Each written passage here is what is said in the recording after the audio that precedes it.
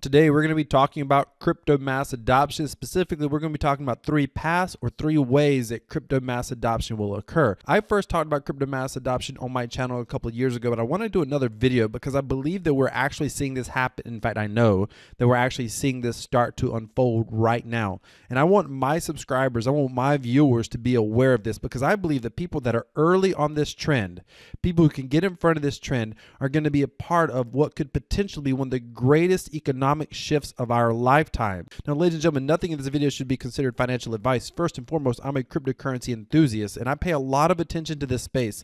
And I'm literally spending hours a day of my time in this space. And I want to break this down for you so you don't have to worry about spending hours out of your day. And I'm going to try to put this together in a much more concise video so you can be prepared and understand what's coming. First of all, we're going to start the video. I'm going to talk about the three different paths or the three different ways that we get to crypto mass adoption. Then what I'm going to do is I'm going to talk about the resistance because there are people, organizations, what have you, that don't want crypto to take place. And I'm going to talk about where that resistance is coming from. The third thing that we're going to cover is my plan because I think it's important that you have a good plan to make certain that you're prepared for what's to come so you can take advantage of what's going to happen in the cryptocurrency space because there's a lot going to be coming down the pipeline within the next several years. So first off, let's talk about the three different ways that we may see crypto mass adoption. First is through citizen adoption, average people every day like you and me that are worried that their currency is devaluing. In the US right now, one of the most developed countries, our inflation rate is close to hitting double-digit inflation. That is extraordinary. That means from a year ago, if you hit double-digit inflation, say 10%, that means a year ago, the exact same money you earned will buy 10% less goods and services. You're literally becoming poorer even though you have the same dollars. If you're in countries, for example, like Venezuela, where they have repressive governments, their currency is collapsing. So people are literally, and the government has made crypto illegal in that country, Bitcoin illegal in that country. People are literally going to parking lots to use their currency, government currency, to buy Bitcoin because even though Bitcoin's not perfect for a lot of reasons, they're wanting to hold something that has the potential to maintain its value. If you think about that, that is extraordinary. But that is an example, what they're doing there in Venezuela is an example of citizen adoption. And you'll see this in other countries. Right now, there's a lot going on in Russia, and I have a whole nother video coming out about that. But bank runs where citizens are running to the bank to withdraw their money, and it would literally collapse the banking system if there's a bank run. Typically, what people are trying to do is they're trying to pull their funds out, and they're trying to use that money to buy something else, to buy some sort of asset, or in some cases to buy cryptocurrency because they see that their country's currency could be collapsing. That would be another example of citizen adoption. Now, there are several problems with citizen adoption. First of all, average citizens must be willing to break regulations because a lot of countries are currently, and I believe we'll see more of this, creating very strong regulations around cryptocurrency. The reason that they're creating these regulations is because they don't want their economic system to collapse. Most countries, specifically the US, I can speak on directly, our entire system is built on debt. It would be impossible for the US, for example, to switch over to a gold standard overnight. That would be nearly impossible, and it would most likely collapse the economy because our entire economy is built on debt. One thing that has been fundamentally true over the past several decades is it's become progressively easier and easier to borrow money. 40, 50 years ago, you couldn't borrow money to buy a car.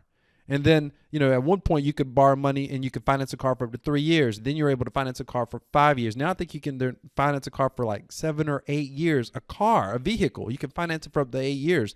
Because we have a society that's built on borrowing, a lot of governments don't want to see, and we'll go more into this later, they don't want to see a true decentralized cryptocurrency. So they're going to create regulations to discourage people and maybe even create laws to discourage people, to stop people from transacting with cryptocurrency. So as a citizen, just like in Venezuela's case, that's just an extreme example, but it's a modern day example that we didn't even have a few years ago. When those citizens, they're not supposed to transact in cryptocurrency. Their government has forbid them to do that.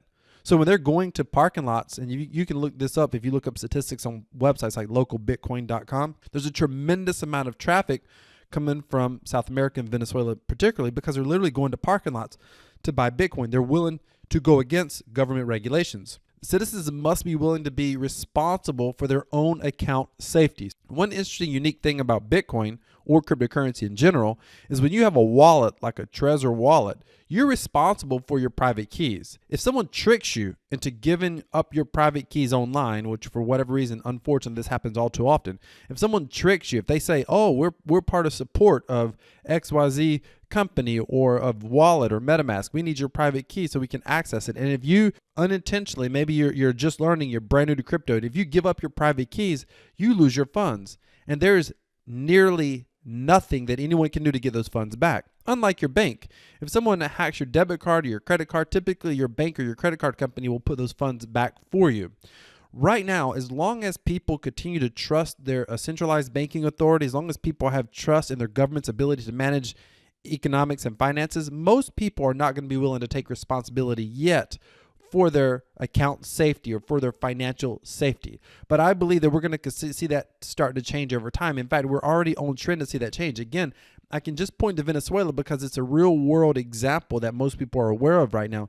Venezuela, they don't care. They don't want their money in the bank. They're concerned that it's not going to be there. But at that point, they're wanting to take control. They want to be responsible for their own account safety. I believe citizen adoption is the least likely form of adoption that we'll see, meaning I think that we'll see the other adoptions taking place first. But what I found out is most citizens are really satisfied staying stuck, even if the current system is broken. Until it is truly extraordinarily painful for them, they don't want to, be introduced to a new technology or take responsibility for their own account safety. So for that reason, I think citizen mass adoption will happen. It's going to happen inevitably, but I think that it will just happen a little bit slower than the other two paths towards crypto mass adoption. So let's talk about those. Corporate adoption. So we're already seeing this. When I first mentioned this on my channel for the very first time, somebody in my comments said that I was crazy. No company would ever do that. And now we see, in fact, companies like MicroStrategy, Tesla, and several more are in fact doing this. What we're talking about they start adopting cryptocurrency, meaning they start buying cryptocurrency themselves. The reason that they start buying cryptocurrency themselves is because they want it as a reserve asset. Tesla's done this, MicroStrategy, those are two of the biggest right now that's done this. And the reason that they want it as a reserve asset is the same thing I told you earlier. It's because inflation is going up, particularly in the US. And we are on trend for that inflation to continue for a while longer. I mean, if you read popular news outlets, they'll say things like, they were saying several months ago, oh, inflation is going to be temporary. And I said on this channel, no, it's not going to be temporary. And in fact, it hasn't been temporary. Again, pay attention to mainstream media. They say by the end of this year, first quarter of next year, they'll get a handle on inflation. I'm going to tell you now, that's not going to be true. Like, we've got a problem. Now, we may not see runaway crazy hyperinflation like off the charts. We may not see that, but we're going to have high inflation for the foreseeable coming months and maybe the next couple of years, 2, 3, 4 years at least, potentially.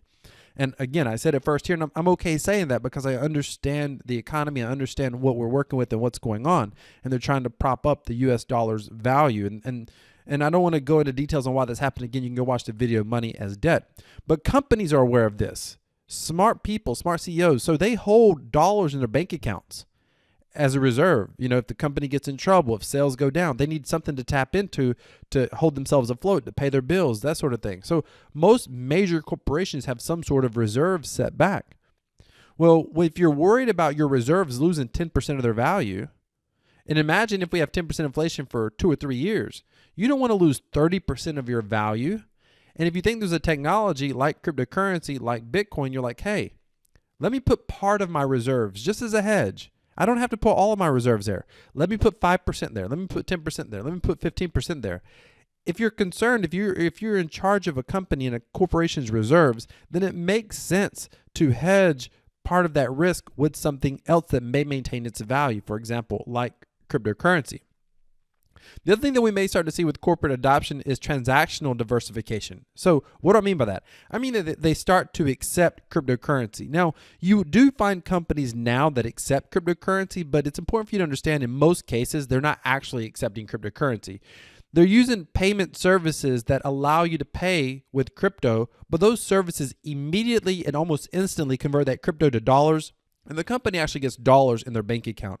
And the reason companies do this right now is because it creates all sorts of tax issues for them to accept cryptocurrency and then later sell that. And it's like this weird multi-taxation that happens in crypto if you accept it as a form of payment. Again, there's the regulations in place that make it difficult. That's the bottom line for companies. So just for simplicity, what they're willing to do is they'll use these payment companies that will accept crypto, switch it to dollars, and they have dollars on their books. They never put cryptocurrency on their books.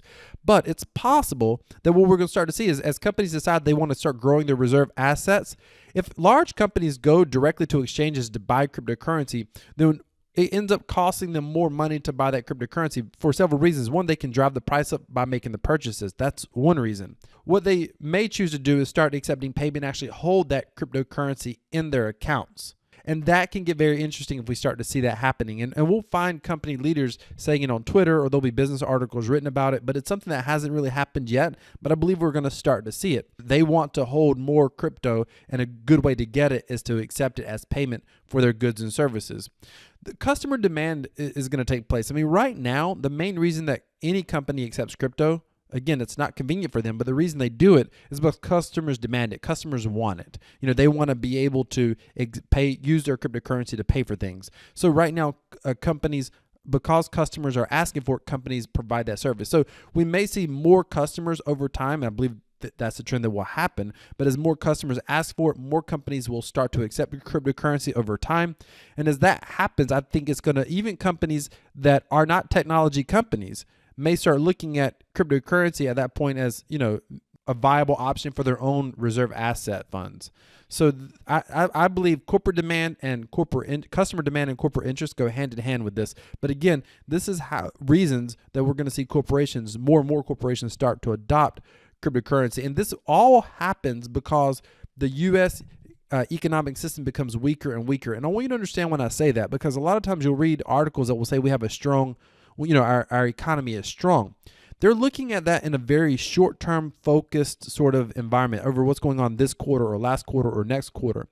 What they're not looking at is over the past 5, 6, 8, 10 years. America's debt is ballooning rapidly, and we're going in debt faster and faster and faster. And because of that debt, it creates all sorts of issues. We become reliant on international powers. The biggest one internationally is China. They're in like the top 1 or 2 of, you know, of who we borrow money from. And if you only understand anything about U.S. and China relations, that's possibly dangerous. There's all sorts of reasons why companies want to diversify. They're worried about what's happening to the U.S. dollar long term, or to the currency of whatever country that they reside in. So again, we may see corporate adoption happening because companies want to diversify because they understand the big geopolitical things that are taking place. Let's look at the third path of adoption. This is central banks. We're talking about governments adopting cryptocurrency. This is going to be very, very interesting. You know, when I first talked about this, I didn't know. I thought this may be one of the last forms of adoption we were going to see, but it's looking like it actually might be the second or the first. I mean, corporations definitely. We don't know if any central bank that we know of has come out publicly and said, hey, we're holding cryptocurrency or we're holding Bitcoin. That's not been said publicly yet. We do know that central banks of some countries are using cryptocurrency to sidestep sanctions. Like, it's been very well publicized. Like, for example, Iran. In fact, I can show you this.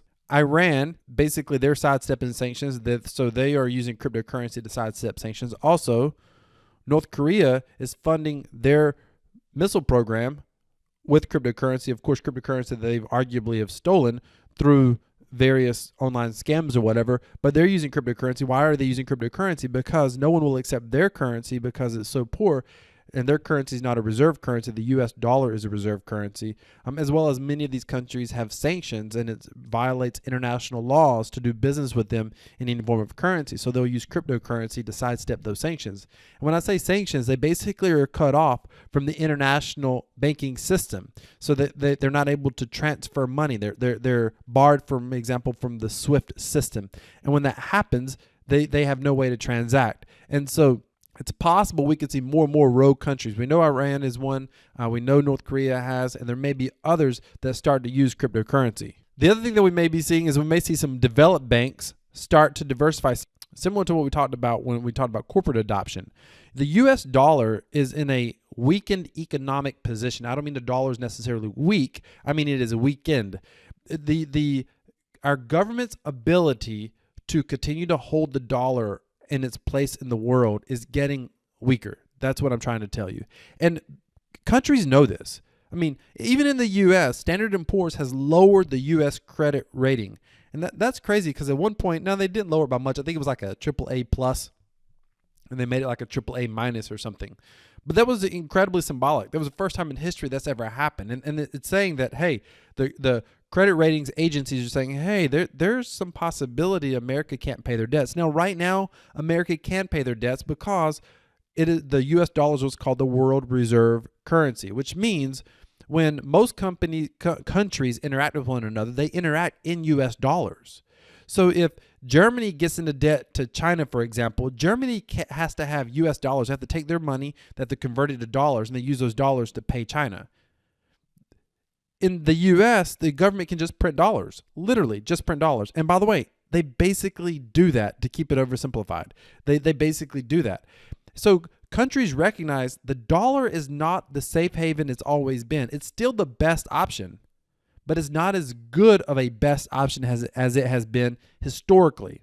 So there may come a time that we start seeing central banks start getting out of cryptocurrency. Specifically, when you start realizing that the U.S. government can cut you off from your money. So we recently saw this happen with Russia. Right here, the U.S. is cutting Russia's central bank from U.S. dollar transactions. So this is important. Why? If you come down here, and what it basically says is that Russia's had this, Russian direct investment fund, but it was a rainy day fund that was designed to help them fund their government or give them resources needed to fight a war like what's going on in Europe and Ukraine, for example. But if you look right here, a significant portion, it says in this article right here, a significant portion of those funds were in U.S. dollars, probably because they understood that their own currency could potentially collapse because of sanctions. What they did not expect is that the U.S. government would cut them off. That's a very bold move, and it's something that the U.S. government was reluctant to do anyway. It's not good when the U.S. government starts telling countries that we can cut you off from your currency. But don't think that other central banks around the world, whether it's the Chinese central bank or any other central bank around the world, is like, so if America disagrees with us long enough, they cut off our dollars. So that's concerning. That's going to become concerning to countries the more we see stuff like this start to happen over time. So I believe that we may see countries start to diversify similar. If American companies decide to diversify out of the U.S. dollar and hold cryptocurrency, then I believe it's extremely possible we can see foreign countries decide to start diversifying out of the dollar and hold cryptocurrency. This is a big deal because if central banks start buying cryptocurrency, we will see the price of crypto go through the roof. We will see $100,000, multi-$100,000 cryptocurrency, maybe even $1 million Bitcoin if that's what they're buying. You're talking about, if you think an individual citizen or an individual company, multi-million-dollar company in the U.S. has a lot of funds to be able to buy, government central banks, I believe that will be one of the fastest ways we see adoption is when central banks start buying it. Because at first it may be rogue states, and then it may be some countries that aren't necessarily rogue states, but they're like, we should diversify a little bit. And the moment one country realizes that someone else is diversifying to crypto, then it could become a race where you don't want to get left behind. And a sort of a FOMO, fear of missing out, is created. And when that happens, I believe the price could potentially skyrocket. Now, I want to recap before I go any further. The three main ways that I see, three paths to crypto mass adoption: citizen adoption, corporate adoption, central bank adoptions. Now, there is going to be some resistance. Governments will fight mass adoption. No question about it. Specifically the U.S. The U.S. has we have the world reserve currency as a U.S. dollar. The only reason America carries more debt on its balance sheet than, to our knowledge, any country ever has in the history of mankind. Think about it. By a lot, by the way. Like the rate at which our debt is it's doubling something like every 5 to 10 years, some crazy number. That's insanity. That's insanity. And by the way, where are we getting that money from? Well, I'll give you an example. Just recently, there was a bill passed in the U.S. House of $6.4 billion in foreign aid to go to places like Ukraine. Where's that $6.4 billion going to come from? America does not have a piggy bank. There is no money in savings. The U.S. taxpayers only make a portion of the U.S. budget, meaning our budget is bigger than what our U.S. government collects in taxes. And there's absolutely no way at our current rate of spending that the U.S. taxpayer can even pay all the bills. So what ends up happening? Well, what ends up happening is we borrow money. Where do we borrow money from? Places like China. So we literally have to borrow money from China and pay them back interest with dollars that we primarily can print. And then we have to use that money that we borrowed from China and send it, for example, to Ukraine or wherever. Now, the reason the government borrows money is because the government's not supposed to, quote unquote, print money. So there's regulations in place that's supposed to prevent that. Now, the government does all sorts of shell games to still end up printing money, but that's a whole nother video for another time. The government is going to fight mass adoption. The biggest way that they're going to fight mass adoption is through what you'll hear is CBDC, Central Bank Digital Currency, or Central Bank Digital Dollars, CBDC. This is essentially a tokenized digital currency on a centralized blockchain, not a decentralized blockchain like Bitcoin. Decentralized blockchains, for example, no one can control them outright. There's censorship resistance. I mean, it's very difficult for anyone to be able to control that. The more adoption there is, the more difficult it is to control. So it's very difficult, if not damn near impossible, to be able to hack a centralized blockchain that is well established. But with a central bank digital currency, it is hackable, by the way. 100% it would be hackable. And at the same time, it doesn't change anything. Governments still control your currency. In fact, they have more control over your currency. Let me show you this. This was put out by Malik Baldwin on Twitter. It tells ministers to intervene on digital currency, central bank digital currency programming. Digital cash could be programmed to ensure that it is only spent on essentials or goods which an employer or government deemed to be sensible, ultimately giving the issuer being the government, they issue your money, ultimately giving the issuer control over how money is spent, how it's spent by the recipient. Meaning that they have the ability, if they don't want you to buy alcohol, if they don't want you to gamble, if they don't want you to make a foreign investment, whatever, with the central bank digital currency, the government has the ability to control, and it's very simple. They literally can just turn off your money. You can have money in your bank account, but you couldn't use it. If you tried to transfer it, it wouldn't work. It wouldn't go anywhere. And there's all sorts of things they can do. If they say inflation is getting out of control, if they wanted to, they could cut the supply by 1% across the board, which means instantly you'd have 1% less currency in your wallet or 1% less currency in your bank account. So think about that. Central bank digital currency, that they will claim that it's cryptocurrency. They're going to claim that it's the wave of the future. They're going to claim that it's better. And a lot of people are going to buy into this. And you got to understand why and how. It's very simple. In the US, if they said, hey, turn in your dollars and we'll give you 10% more money. Now, you may say, why would they do that? That would be a form of inflation. Well, it would be a form of inflation, but it's simple. They'll say, hey, give us your dollars. So you have $1,000 in your bank account. Give us your dollars. We'll give you 10% more money. We'll give you $1,100. But the stipulation is you got to spend that $1,100 in the next 30, 60, 90 days. So now what happens when you spend that money is it helps pump the economy temporarily. It will help offset, at least in the short term, some of those inflationary aspects that we could see. So they may do something like that. And they'll say, hey, by the way, if you don't spend this money, you're going to lose it. How are you going to lose it? Because they can pull it out of your account because it's a central bank digital dollar.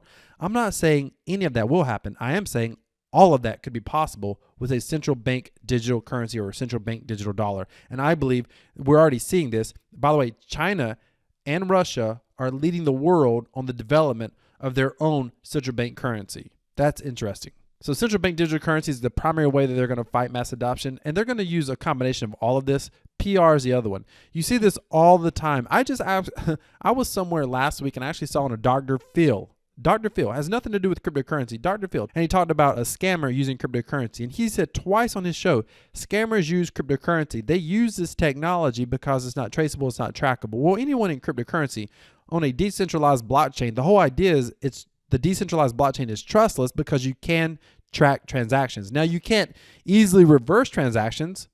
That would have been fair. That would have been accurate. That would have been honest. But he says it's not trackable.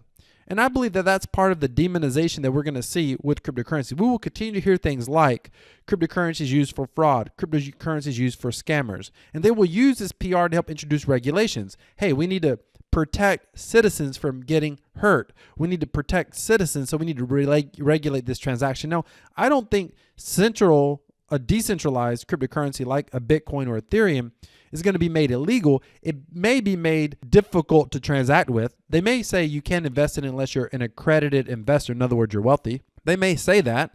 It's going to be difficult to use it. They're going to definitely try to fight back by creating regulations, creating laws, and of course the PR campaign of saying that it's bad, nobody wants to use it. You know, it's the same thing they do with privacy. They're like, if you don't have anything to hide, why do you want privacy? I don't know.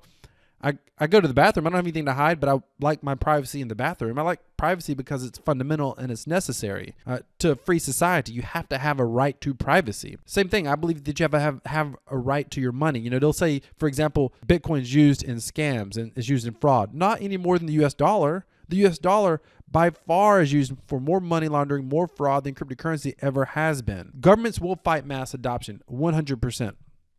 Which government has the most to lose? Do you know? We've already talked about it a little bit. Can you guess? It's the U.S. government. U.S. government has the most to lose by cryptocurrency adoption because they run the risk of most likely losing power of having the U.S. dollar as a reserve currency. Make no mistake about it. The day that the U.S. government loses the reserve currency, we will see extraordinarily global economic impacts. No question about it. Let's talk about the truth of mass adoption. What's this looks like in the short term and the long term. Long term, mass adoption is going to be extraordinary. It will, for the first time in the history of the world, give the average everyday citizens access to wealth vehicles that have, in so many cases, only been made available to the wealthiest in America, the wealthiest in society. For the first time ever, you will not have to worry about your cryptocurrency or your currency being manipulated. You will not have to worry about every transaction getting charged fee upon fee upon fee upon fee because the bank's going to charge you, the wiring institution is going to charge you, the clearing houses are going to charge you, your broker is going to charge you.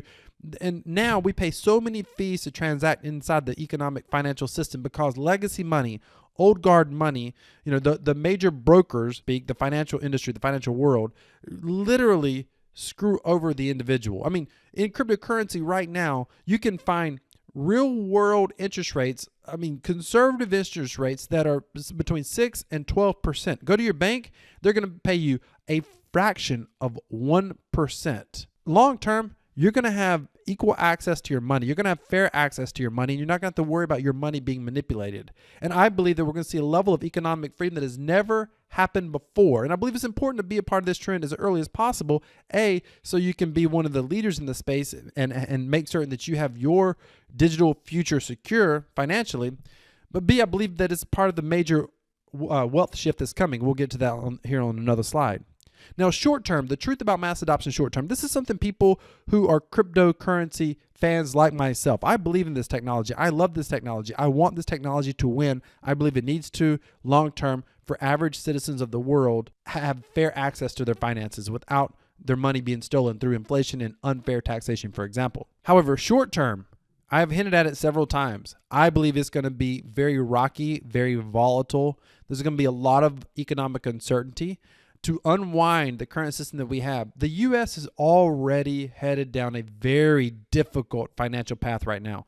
The dollar is in jeopardy today more than it has ever been. And in every 3 to 5 years, we're going to see the dollar become more in jeopardy every single day of losing its current reserve status. The only reason it hasn't lost its reserve status now is because there's no currency that would be a better fit, no government-controlled currency that would be a better fit. But I believe that cryptocurrency may be that better fit for some of these countries, and it's going to at some point people are going to be forced away from the dollar. I genuinely believe that. Not financial advice, but you don't want to hold your country's reserves if you think the government can control it, like in Russia's case. You don't want to hold your country's reserves in US dollar if you think it's going to lose value by 5, 10, 20% year over year. If that's happening, you don't want to hold your country's savings account essentially in US dollars. So you're going to be forced to start seeking alternatives. Initially, maybe 5 to 10% in crypto. Eventually, maybe 20, 30, 40, 50%. And eventually, it could be 80 or more % in cryptocurrency. And I believe that's where we're headed, and that's what's going to happen. But when that happens, it's going to create major economic depression throughout the world. No question about it. But that's going to start a foundation in which we're going to grow from. And we're going to go from short term to medium term to long term. And long term, citizens of the world will be far better off when they are able to have access to their finances, fair access to their finances, without their finances being manipulated every step of the way. Now I want to talk about my philosophy and my plan. And this is some of the same stuff I talked about with my wife and my kids. First of all, my philosophy is I think that in the short term, at some point on the way to mass adoption, it's going to get very challenging. I said that previously, right? In the short term, it's going to be rocky. It's going to be bumpy. It's going to be less certain. My philosophy is that everybody may suffer, but everybody will not suffer equally. That's why I think it's important that you develop an investment plan with some level of diversification and that you understand that your plan doesn't need to be my plan. And I'll let you know what my plan is. But your plan doesn't need to be my plan, but you need to do something. Again, everybody will not suffer equally. If you go back to the Great Depression, in the Great Depression, everybody suffered. Everybody, had less money. Everybody had less opportunity, less access to things. Everybody had some level of suffering. But not everyone suffered equally. The people who had more resources did better. And by the way, after the Great Depression, the upper to upper middle class, that income bracket grew much, much more. Why? Because they had funds left over. As the economy was bouncing back, those are the people that could take advantage of the improvements first.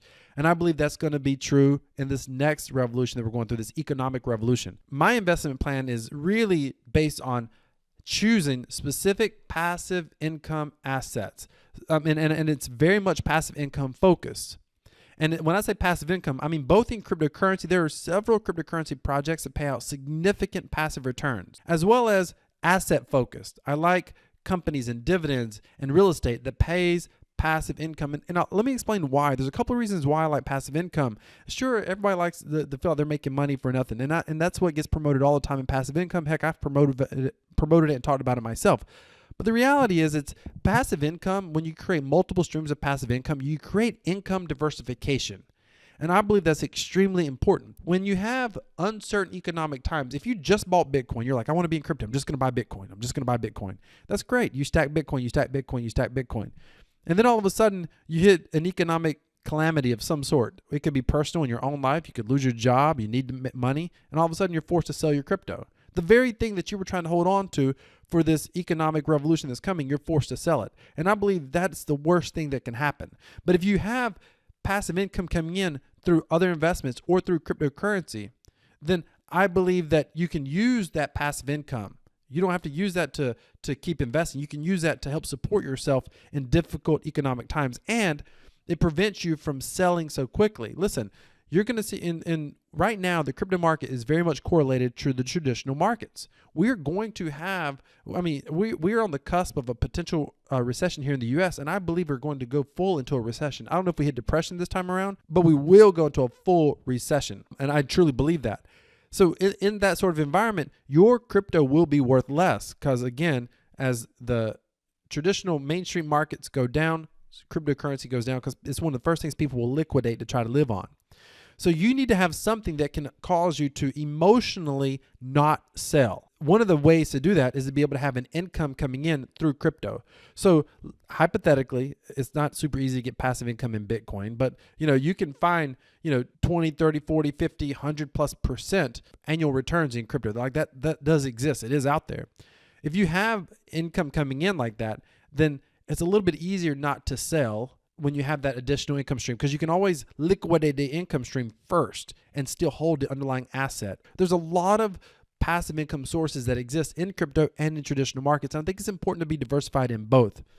Let's talk about crypto focus. So for me personally, I started out with about 10 to 15% of my portfolio in cryptocurrency. Now, if you look at all my crypto holdings across the board, everything from what I'm just holding and sitting on in Bitcoin to what's earning passive income, et cetera, if you looked at all of it and you just did the basic math on all those assets, it's about half of my portfolio right now. That's me. I'm not telling you to do that. I'm just telling you where I'm at right now, because I believe strongly in being crypto focused. Now, I'm saying that knowing that the crypto side of my portfolio, if we see significant economic downturns, it's going to affect my crypto. But I'm okay with that. And the reason that I'm okay with that is because I have multiple passive income streams coming in, both in US dollars as well as passive income coming in through cryptocurrency. Now, if you want to know exactly what I'm investing in, you want to get a better idea of exactly what my strategy is, what projects I'm finding out about, what you want to find out exactly what I'm doing with my research and with my money, what I encourage you to do is go down into the description and subscribe to our Crypto Passive Profits newsletter. Now, I want you to understand something. This is just what I'm doing with my funds. I'm not telling you to do this. But if you want to kind of start your research by kind of seeing what someone else is doing and then build from that and create your own strategy, ladies and gentlemen, make no mistake about it. I truly believe that cryptocurrency mass adoption is on the way. And I actually plan to put a video on my channel later where I talk about a basic framework for my strategy. That's a whole separate video, but I'll tell you like what goes on in my mind, how I develop my own plan, how I develop my own strategy. That's going to be coming up on a video soon, so you don't want to miss that. Make sure you smash that subscribe button and click the bell notification icon and click all. These are the 3 main paths that I think that we're going to have to crypto mass adoption. Do me a favor, go down in the description. Let me know what you agree with, what you disagree with. I'm looking forward to hearing from you. Thank you so much for watching. I'm going to be putting out some content on my channel talking about cryptocurrency news as it relates to mass adoption, because there's a lot of news happening right now where you can see the very things that I've talked about actually starting to happen right now. So stay tuned for those videos as well. Ladies and gentlemen, I truly believe that decentralized cryptocurrency leads to freedom. I end almost every video saying decentralized cryptocurrency equals freedom. This is Crypto Wealth. I'm out.